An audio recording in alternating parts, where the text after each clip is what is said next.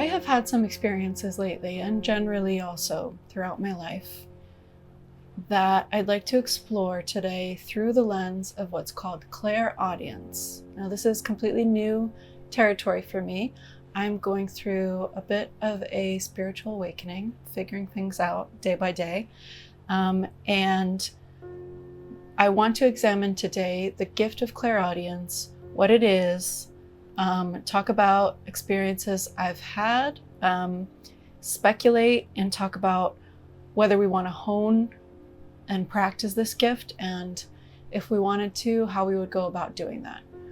Welcome if you're new here. This is Soul of Shay. I talk about matters that feel like they're written on my soul, whether that's personal or spiritual growth, meditation, music, or just generally what I'm going through in life. I have two references on clairaudience today. The first one is a website, beingawakened.com, and it's called Clairaudience, 7 Signs You Have It and How to Embrace This Gift. This I came across the other day, and it's what inspired me to make this video. I didn't even know that this was a separate gift, that it was like a separate thing from clairvoyance and that there's multiple clairs. And then after I read this and started digging into it, I found this book that I borrowed on Libby called Raise Clairaudient Energy by Cyndi Dale. And this is part of a series that she has in raising all the different clairs.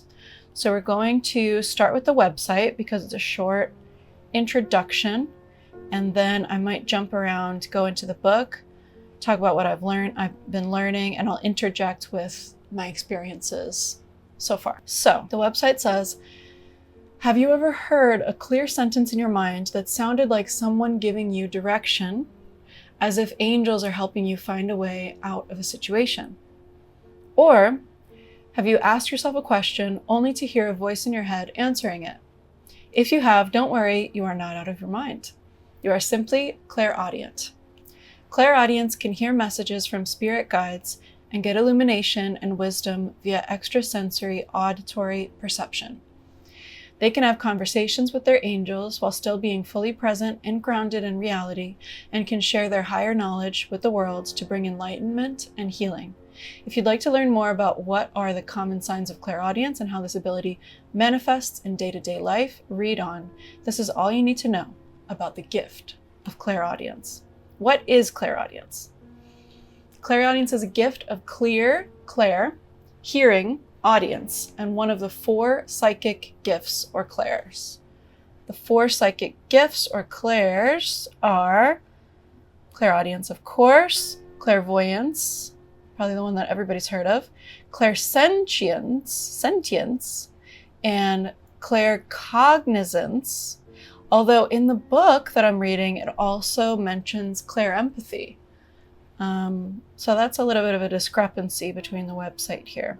But I digress. Let's stick with clairaudience today because I'm still learning what this one is before I learn about the other ones as well. So it's a unique ability to get intuitive messages via extrasensory hearing, sometimes also known as spiritual hearing. So I'll bring up recent experiences that I've had that I've kind of been hesitant to share because I am still skeptical.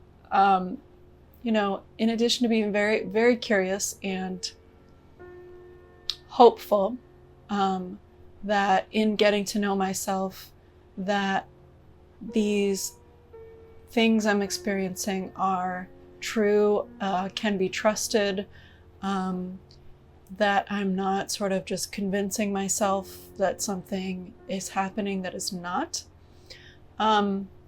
So I have known that I've needed to share these things with you guys, but been a little bit reluctant to do that. But I'm going to be brave and do that today. So an experience that I had last week, I mentioned in a previous video already that I felt like I had a conversation with my higher self.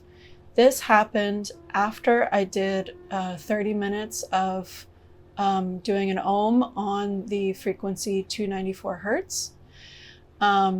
And then I really felt like I was receiving some clear answers back to me. Doing the Om chanting really felt like it cleared out all of my scattered thinking, all of my ruminating, my planning. I felt completely present, and I felt like answers just came to me after that. And that was the day before I made a video where I made the improvised meditation music on 294 hertz. What I didn't talk about was that on that same day after I had that experience with the Om, I went downstairs.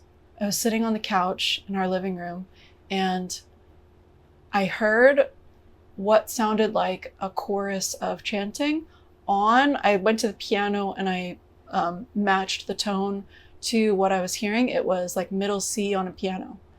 I distinctly heard from my ears. It was coming from my right side, and it was on that middle C, and it sounded like a mix of different voices, masculine and feminine, on this unison middle C. I have not even told my spouse this, so now him watching this video is the first time that he's hearing this too, because I knew that it was significant in the moment, that I feel like it was trying to call attention to what had just happened to me with the Ohms and with talking to my higher self. And it was trying to tell me, this is an important moment. Don't ignore it.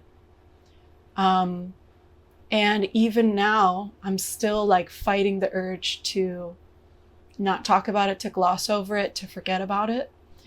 But it's the truth. It happened to me. And I have always been incredibly emotionally invested in music from when I was a baby. I'm a singer. I've always been a singer for longer than I can remember. And music has easily moved me to tears throughout my life and has been a lifeline for me. And I've always felt a presence, a larger than life presence, a spirit within certain music. I was always in choruses growing up, and the experience of being in a chorus, singing in like a cathedral or a theater with a large ceiling, when our voices go together in harmony or in unison, and we are fully together, breathing together, in the dynamics together, we're led by a great conductor. I feel the presence of something that's greater than the sum of our parts in those situations. And I've cried and wanted to cry, like being in a chorus. There was, when I was trying to get into film school, which I did, I had to write essays, and I feel like this essay really helped me get into USC film school. I wrote about that experience, and I said, our voices in harmony floated up and asked hidden questions about being and feeling that no one could answer. And that's how I still feel. It's like there's a hidden question within that experience of singing in harmony in a chorus. And it's the closest to feeling God, I think, that I've ever experienced. So that's a little bit about my background and the meaning of special sounds to me, special tones, special chords, special harmony, and collective experiences. So already when I read through this article, I think about my recent experiences, and I think about the experiences that I just talked about as a kid. I know that I have a deep connection to auditory sensations, and there's something going on with my hearing that is noteworthy and interesting to investigate, and that's why I'm here. Okay, where were we? Clairaudients are blessed with the ability to get precise messages from the spirit that others can't hear.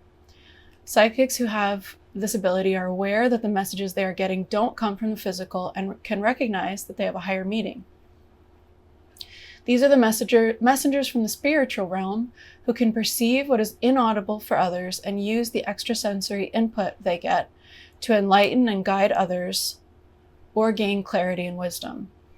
The gift allows them to pick up messages from spirits or their higher self or even the dead. They can then objectively contemplate and use those messages to gain a higher perspective. Okay. 7 signs you are clairaudient. Clairaudience is a rare blessing. It allows the gifted to tune into subtlest auditory and extrasensory frequencies and use this ability to find answers, get illuminated, and guide others. So within just those 2 sentences, tune into subtlest auditory and extrasensory frequencies. That makes me think of the chanting on the middle C that I heard, and then use this ability to find answers, get illuminated, and guide others. That makes me think of the experience I had right before that, where it was like I was talking to my higher self. If you've ever wondered if you are one of them, here are the 7 most common signs of clairaudience that confirms you have it. Here we go. 1, you can communicate with the higher self and spirit guides.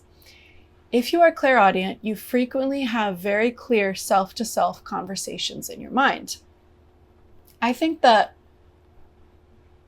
beyond what happened last week, I have always had a strong intuition, and even when I push it away or bury it or ignore it, I know that my intuition is almost yelling at me about something, and I can be very stubborn and ignore it, or I can be more wise, more mature, and go along with it, or I can pretend that it doesn't exist, which I've done for a long time as well. But here, let's see what it says under the rest of this.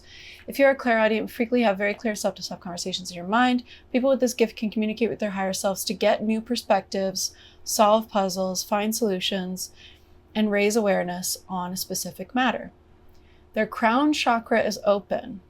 So I'm also at the beginning understandings of the chakras, and that's something that the book goes into that I'm trying to learn. And I'm going to go into specifically the 5th chakra because the book says that that's, it's a communication center, and it's the center also of being clairaudient. So that's what the book says, and it resonates for me because of not only being a singer, but deeper than that, I've had thyroid issues. I had Graves' disease and hyperthyroidism. I've had also I've kind of had both, where it's like I dip into hypo as well. And also I've been thinking so much lately about trying to get my voice out of my throat, my speaking voice, because I have this tendency to rest. My speaking voice rests in my throat, and I don't use enough support. I don't use my breath. And I know that I'm doing it, especially coming from singing. I know how to support myself, but it's a really bad habit that I've been in for a long time. So it almost feels like everything's coming out of my throat. My throat is like my center, but not always in the healthiest, the best way. If I were to be able to ground myself to learn about the chakras with an open mind, and keep it my center, but have it be a grounded, rooted center that exists within the full context of my body.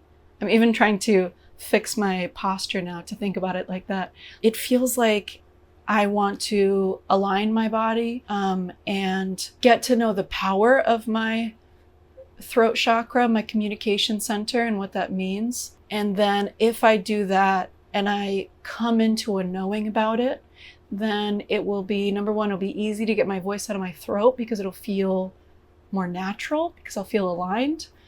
And also I feel like I'm going to come into some sort of power if I do that. It's like this intuitive feeling that I have, this intuitive knowing that something's going to change for me if I can come into that understanding. I don't know if this makes sense. So let's continue. Okay. Crown chakra is open and the flow of energy through is entirely undisturbed. Ooh, okay. So maybe that's part of it, what I was just talking about, this alignment. The flow of energy needs to be undisturbed. It needs to not get caught. It's like something's getting caught here in my throat. Allowing them to get advice from higher beings with incredible clarity. For them, the connection with the higher self feels like having a counselor, a parent, or a therapist at all times. When you are clairaudient, you are fully aware of who you are and know who asks and who answers questions. That's interesting because the answers that I feel like I've been getting, what I felt like happened, first of all, with hearing my higher self, I don't have an idea of who's answering the question. There isn't really an identity attached, it doesn't seem like yet, because I don't understand. It's just sort of this disembodied answer coming to me. You can clearly discern what your conscious thoughts are and what spiritual guidance you are receiving. That's another interesting one because I cannot currently separate the two. Like we're here because I'm talking about it and because I feel like it's coming from somewhere outside myself. But it's muddy and I still doubt it. I still feel like, oh, maybe this is just accessing my own knowing, and it's nothing to do with something greater than myself. I still have that doubt that I'm unpacking. You may even catch yourself saying something to yourself out loud, smiling or nodding to your thoughts. I started doing that this past week when I've been alone, speaking aloud to answer these things that I've heard. Number 2, finds deeper messages in music. This is what we were talking about at the top. Clairaudience and music are deeply connected.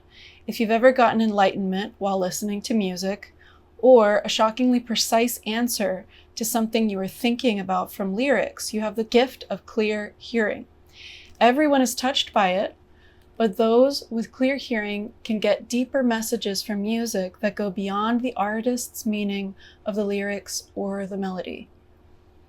So something I was getting at earlier, but didn't say the specific word, is that music has always felt incredibly sacred to me. If you have this psychic ability, you often feel like you are getting aha moments or important answers to life questions through songs, even from instrumentals. This is absolutely true. Even if you've heard a melody hundreds of times and know its meaning, you can find a deeper message in it from the 1001st time that you hear it. For instance, you can easily find cues in simple things like a sung word or a specific chord. Yes. After I made that improvised meditation music, I looked at the notes in the chord that I had decided to lay down on my looper station and make part of the piece. And they were each a perfect fourth away from each other. So I started on 294 hertz. I kind of played around for a while on that frequency and sort of meandered along with my voice, similar tones, maybe a third up, or or just a full step or a half step up or down, whatever, meandered around. But then the harmonies that I actually decided to record and build into the chord, I had a perfect fourth down and I had a perfect fourth above, and then I added from there. And there's significance to the perfect fourth. So when I search perfect fourth music, spirituality, what comes up is the perfect fourth in music with its stable 4/3 frequency ratio and consonant sound symbolizes stability, divinity, and spiritual elevation, appearing in sacred chants, geometric designs like triangles in sacred geometry, and mystical compositions, while also evoking feelings of buoyancy, gentle yearning, or controlled status, depending on context, bridging earthly structure with heavenly connection. So I found that very interesting that I intuitively felt when I was making that the perfect fourth below and above were what needed for that specific session, that specific video, to be in that chord. I feel like it's because I was tapping into something. I have felt in general with music, when writing music, a lot of times that I am accessing something, I'm tapping into something, I'm channeling something to make music. Okay, let's continue. And then another thing you can easily find cues in simple things like a sung word or a specific chord. I have really, obviously, as you can see, been looking into the effect that different tones have on you. And so there is what's called the Solfeggio Frequencies, or specific tones of sound that are believed to promote physical, mental, and emotional well-being. Each frequency is thought to offer unique benefits, such as reducing anxiety, enhancing relaxation, or promoting healing. I read in a different article recently that these started in the days of Gregorian chants. There are six to nine. I've seen 9 written somewhere as well. Oh, this one has 9, I think. And this is kind of a gateway in for me that goes past my skepticism that I have, or my reservations that I have about these things. Because due to my background with music, my singing, everything that I've been expressing to you guys, I know that different tones, different chords, I know that I'm accessing with different frequencies, different parts of myself.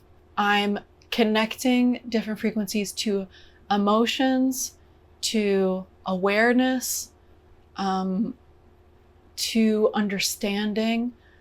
So it's like, it feels like, especially probably these solfeggio frequencies can be a bridge into this world for me, because when I think about chakras, I've always sort of kind of had like an eye rolling feeling about things like that, which I'm trying to get past, because I'm trying to ask the question, what if these things are real? What if chakras are real? What if clairaudience is real? I'm trying to get past those barriers, but the solfeggio frequencies feel like they've been a gateway in for me, because I know that I resonate with them physically and metaphorically. I'm looking forward in the future to doing more videos where I use the solfeggio frequencies. I do more meditation music. I build on the frequencies. I really want to explore that and utilize these tones and try to gain insight from performing, speaking, singing them, and listening to them. And as we get deeper into this article, the introductory article on clairaudience, I'm going to come back to 741 hertz, because I had an experience the other night with that specific tone that was very interesting. But I'm going to wait until we get deeper into the definition of clairaudience and the signs that you have it. So let's return. Sensitive to sounds. Sensitivity to sounds is one of the most obvious signs of clairaudience. Because you pick up on the subtlest auditory frequencies, you can easily become overwhelmed by specific sounds. This can be anything from car sirens, loud talking, and microwave ding, to more subtle sounds like buzzing, clock ticking, or quiet scratching of a dry surface. It is not uncommon for those who have this ability to get extremely overwhelmed in loud places, like stadiums or concert venues. The gifted often get intuitive hints through auditory experiences, and some sounds can simply be too much to handle, making them disoriented and frustrated, and even triggering an intense emotional response.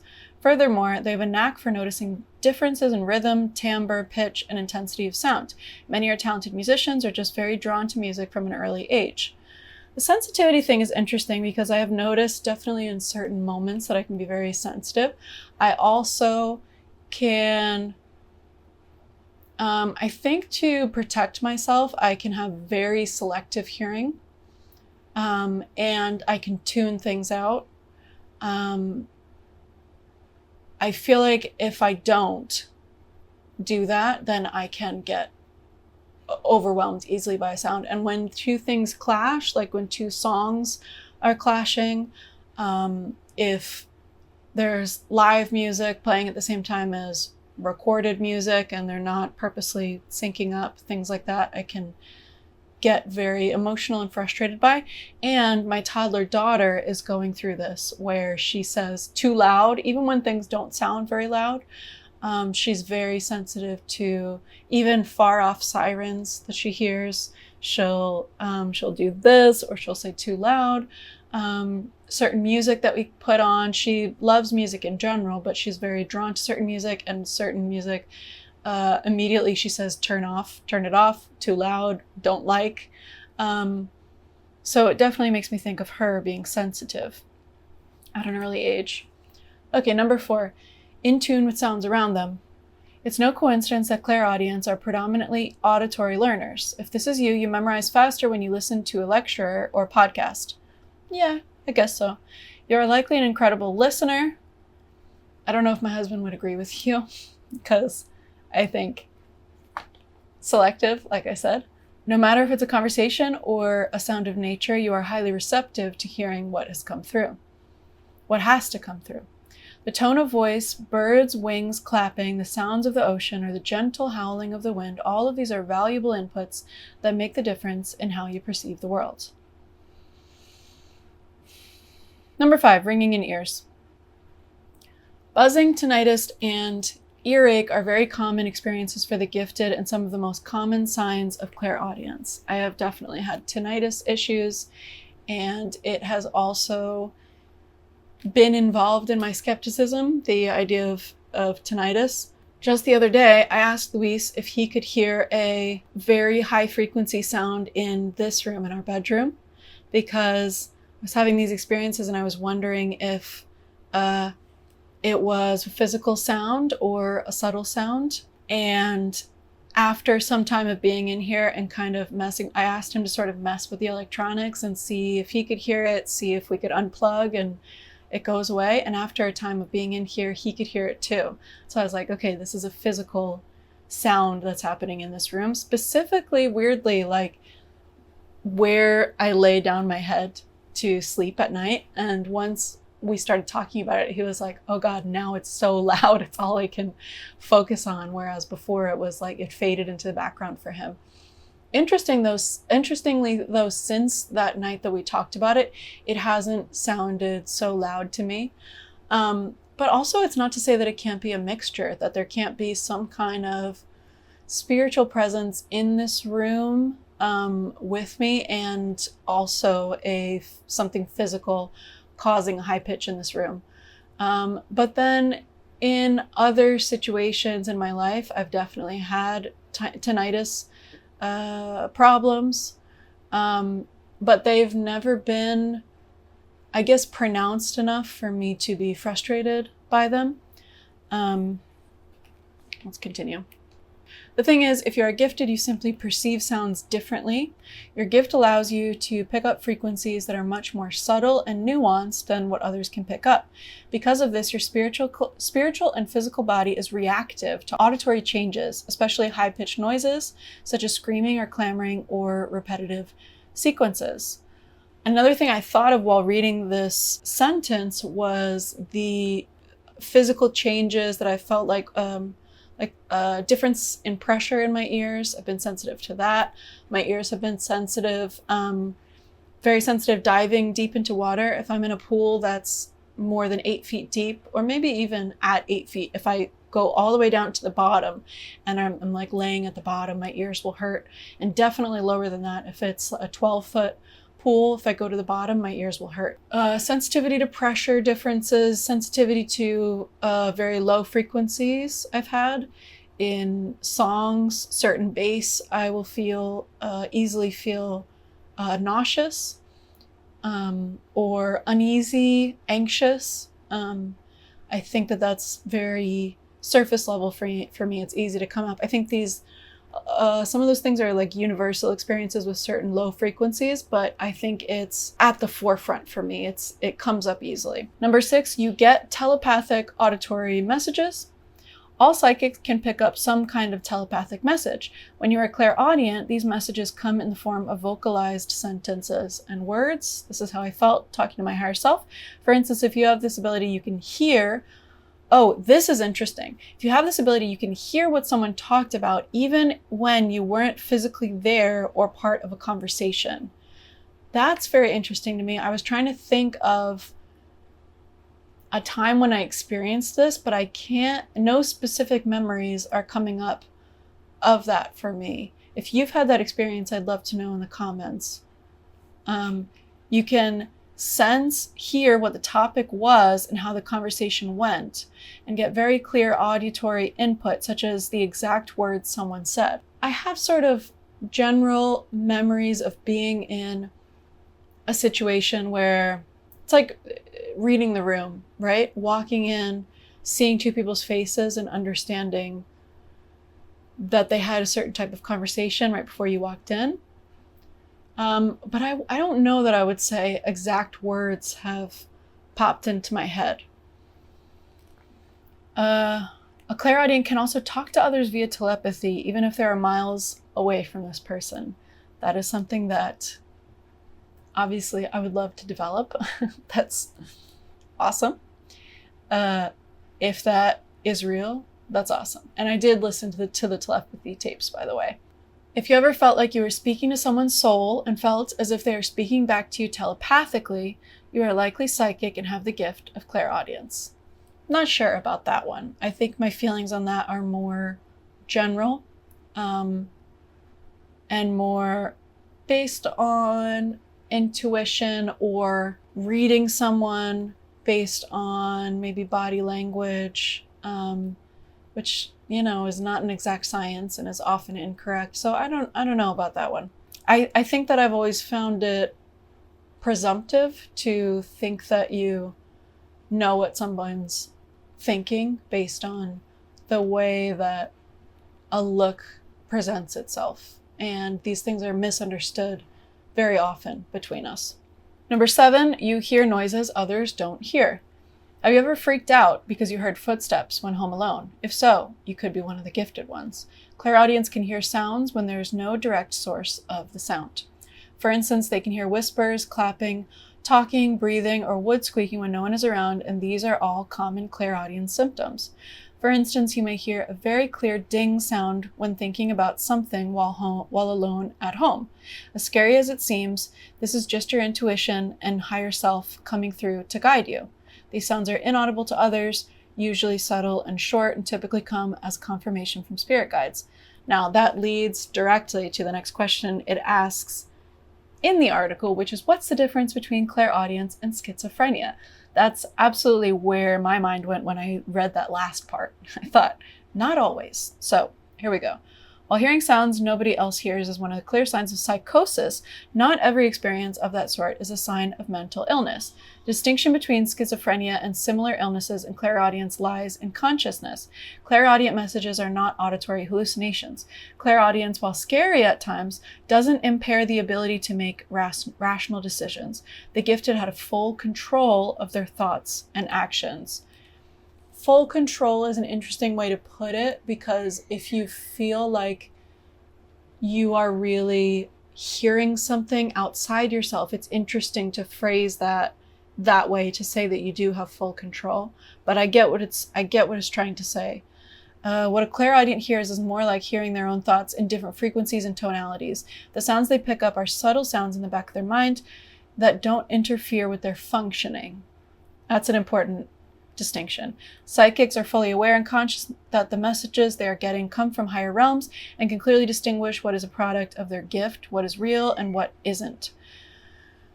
Yeah, that's also an important sentence there. Can easily distinguish what's real and what isn't. Not interfering with their functioning. These are all the key points.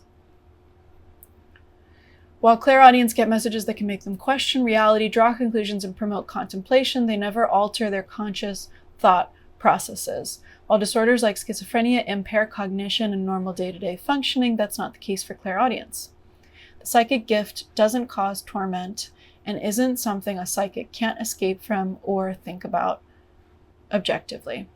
Okay, I want to jump now to the book, because before I close today, which I'm going to have to soon, I just want to... The book is practical. It starts out similar to the article, defining clairaudience, giving examples, but then it starts going into exercises, because the book is called Raise Clairaudient Energy, right? So it's trying to teach you how to hone this. So I actually tried the first exercise that it mentions, which is like step 1. And I had an experience, which I told you I would get to earlier, that related directly with 741 Hertz. So this is another confirmation to me. This is another thing that is casting away my doubt, like chipping away at my doubt bit by bit, which I need to continue to do while maintaining healthy skepticism, you know? I'm dipping my toe in. I'm not jumping into the deep end and hurting my ears at 12 feet down, okay? So this exercise. Okay, so this is a technique called Spirit to Spirit that was developed by the author. Spirit to Spirit, the first part of it, you need to affirm your personal spirit. This can be accomplished with a simple in-breath and the sensing of your immortal self. You can also compose an image, symbol, or sound representing your spirit and employ it every time you perform this step. So you acknowledge that you have an immortal spirit that is present. Step 2, affirm others' spirit. As with the previous step, sense the goodness in others, or formulate a symbol, sense, or sound that portrays others as their highest self. Okay? So yourself, then it extends to others. Number 3, affirm the spirit. She says, you know, you can use the word God for the spirit. You can use goodness and humanity, whatever you feel is a ever-present spirit. And maybe it's the collective consciousness. So you have self, you have others, and then you have the collective, or like a being outside the sum of the collective. That's my understanding of it so far. Okay, so step 3 is affirming the spirit. Is there an image that will help you recognize the spirit, such as a certain tone, mantra, or sound? Choose one that is meaningful to you. Okay? So now we have awakening your clairaudience through spirit to spirit. So the first part of this is performing spirit to spirit, what we just went through with the 3. Step 2, going deeper to try to awaken your clairaudience after you've done that, is focus on your 5th chakra. Your 5th chakra encompasses the front and back side of your throat area. Center your attention in the middle of this region and breathe deeply. Step 3 is ask for attunement. Request that the spirit emanate a sound that will completely attune this chakra for a high level of performance. This sound, which might be a word, song, message, chant, mantra, tone, or bit of poetry, will vibrate within your 5th chakra. The resonance will pave the way for further clairaudient activities. At this time, simply listen to this sound within your mind. If you want, express it verbally. Number 4 is close. Once this center feels cleansed and attuned, take a few deep breaths and return to your everyday life. So I did this laying down in this bed. When I got to the 2nd step, I really focused. I really thought about my throat chakra being there. I imagined like a ball of energy in my throat. Number 3, when I asked for attunement, I asked for a sound to help hone my clairaudience. I heard a faint beeping, like a short beeping on a certain tone that, like, it was like one tone, beep, beep, beep, beep. then it got to a step higher, and I'm just making up what tone it was because I don't remember exactly. D, D, D, D, like that. Okay, so this is what I heard, very faint, again coming from the right side. I just realized that that's also coming from the right side, just like the chant on middle C that I heard downstairs. Anyway, I remembered exactly what this sound was after I closed and got out of it. I took a guess because it sounded quite high. It was higher than what I just demonstrated. It sounded quite high. And because I've been messing around with the numbers of hertz of different frequencies, I was like, it sounded like it was in the 700s somewhere. So I started messing around. I was like, oh, well, what if it was 777? That was the first one I tried. I was like, no, that's too high. I came down and I got to 741. When it was going da da da da, the higher tone that it landed on, that was exactly at 741. The first thing that I discovered after I found out that that's what I was hearing, the 741. 741 is one of the Solfeggio frequencies that I brought up earlier. And it says, 741 hertz frequency is a Solfeggio frequency believed to cleanse negativity, detoxify the body and mind, awaken intuition, and enhance self-expression, strongly linked to the throat chakra. I just got chills like saying that, because is it a coincidence that I heard, I'm doing this exercise, I focus on my throat chakra, I ask for attunement, to hear something, and I hear 741 hertz, and it's supposed to be strongly linked to the throat chakra? That's wild, you know? That's another thing that chips away at my skepticism right there, you know? So with that, I am going to close today. It's been my longest video to date. I'd love to know what you think. I'd love to know about your experiences, about if this resonates with you, if you find anything interesting, or if you've been on this journey. If you are clairaudient, please leave a comment. I will continue to delve into this. I will try. There's other techniques in the book. I'm gonna keep delving into it. So stay tuned and take care of yourselves, and we'll talk soon.